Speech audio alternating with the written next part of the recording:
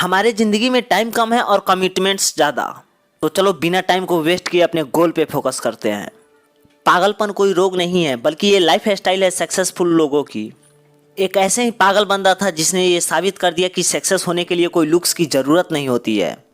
इस बंदे का सपना था एक्टर बनने का, और इस सपने को पूरा करने के लिए ये फिल्मों में छोटे मोटे रोल करने लगा, लेकिन इसका उससे गुजारा नहीं होता था।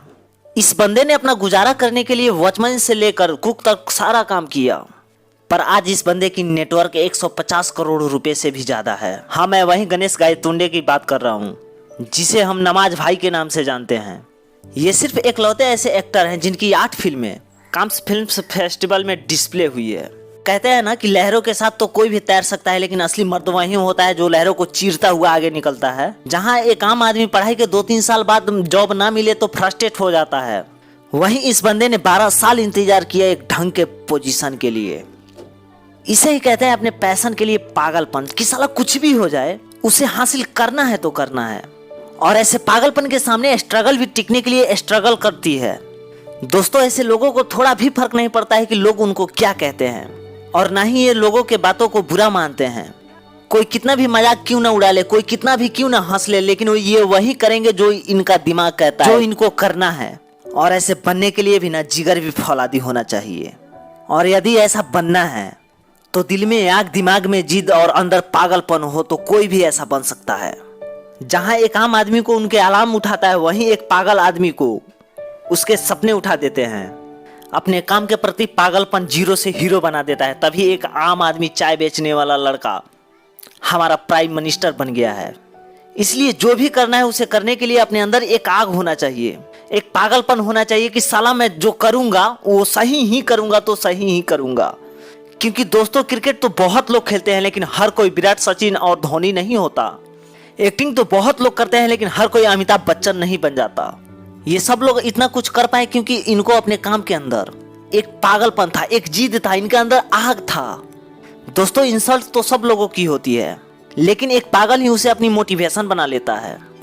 ये कहानी है ट्रैक्टर बनाने वाली एक बंदे की, जिसने एक फरारी खरीदी और फरारी में कोई प्रॉब्लम आ गया और उसने सीधा फरारी कंपनी के मालिक से इसका रिपोर्ट कर दिया, और इसी बात पे फरारी कंपनी के मालिक इनका इंसल्ट कर दिया।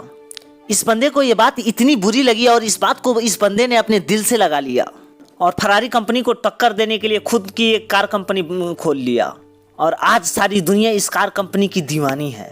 दोस्तों, मैं बात कर रहा हूँ फेरिसुअल लैम्बोर्गिनी की, और आज इसे कौन नहीं जानता। अंदर एक पागलपन ही होना चाहिए इतनी बड़ी कंपनी से टक्कर लेने के लिए।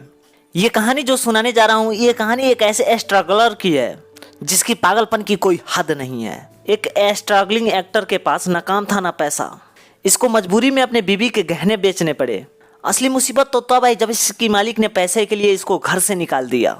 इसको कई दिन कई रात बस स्टॉप पे बिताना पड़ा, और इसको अपनी भूख मिटाने के लिए इसने अपने कुत्ते को भी बेच दिया। जब ये काम ढूंढ रहा था तो इसने एक रेसलिंग मैच देखी। इस बंदे ने 20 घंटे जग कर एक मूवी की पूरी स्क्रिप्ट लिख दी, और प्रोडक्शन हाउस वालों को इस मूवी की स्क्रिप्ट इतनी पसंद आई कि इस स्क्रिप्ट के लिए वो 1.5 लाख रुपया देने के लिए भी तैयार हो गए। पर इसकी जिद तो अलग ही थी। उसकी शर्त थी कि इस मूवी में वो खुद लीड एक्टर की काम करेगा।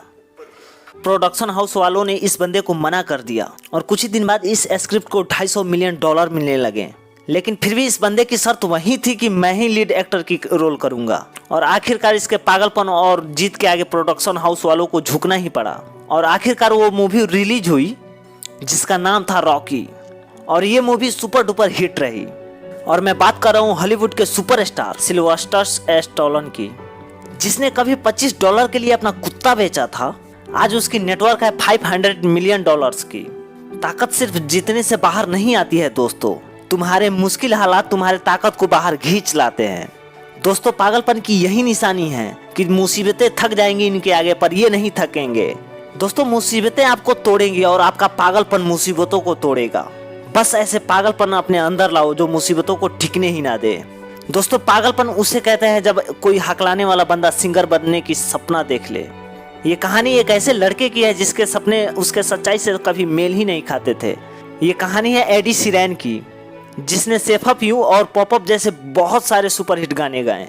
इस बंदे की हकलाने की बीमारी के चलते कई बार इसका मजाक उड़ाया गया। कई बार इसका इंसल्ट किया गया। एक बार इनके पिताजी ने इनको एमएनएम की सीडी ला कर दी। इसने एमएनएम को गाते हुए सुनकर ये बंदा इतना इंप्रेस्ड हो गया कि पागलों की तरह अपने हकलाने की बीमारी को दूर करने के लिए मेहनत करने लगा। 16 साल की उम्र में ये बंदा सिंगर बनने के लिए घर छोड़कर लंदन चला गया, पर वहाँ कोई पहचान ना होने की वजह से 3 साल इस बंदे को रेलवे स्टेशन पे गुजारना पड़ा। और इतनी मुश्किल हालात में भी इसकी पागलपन इसे हार नहीं मानने दिया। और इसी पागलपन के बदौलत आज ये बंदा इस सदी की सबसे बड़े सिंगर में से एकलौता है। आज इसके नाम 4 ग्रैमी अवार्ड्स और 5 ब्रिट्स अवार्ड्स जैसे बहुत सारे अवार्ड इसके पास पड़े हुए हैं। नशा करना है तो ऐसे जीत का करो, ऐसे जुनून का करो। अपने सपने को पूरा करने के लिए अपने अंदर एक जीत पैदा करो, एक पागलपन पैदा करो जो आपको आपकी मंजिल तक पहुंचा दे। और ऐसे वीडियो देखने के लिए हमारे चैनल को सब्सक्राइब करो और बेल आइकन दबाओ ताकि हमारे अगले वीडियो का नोटिफिकेशन सबसे पहले आप तक जाए। और हाँ, वीडियो अच्छी लगी है तो अपने सभी दोस्तों में शेयर करो। तब तक के लिए हम लेते हैं आपसे अलविदा। Thanks for watching.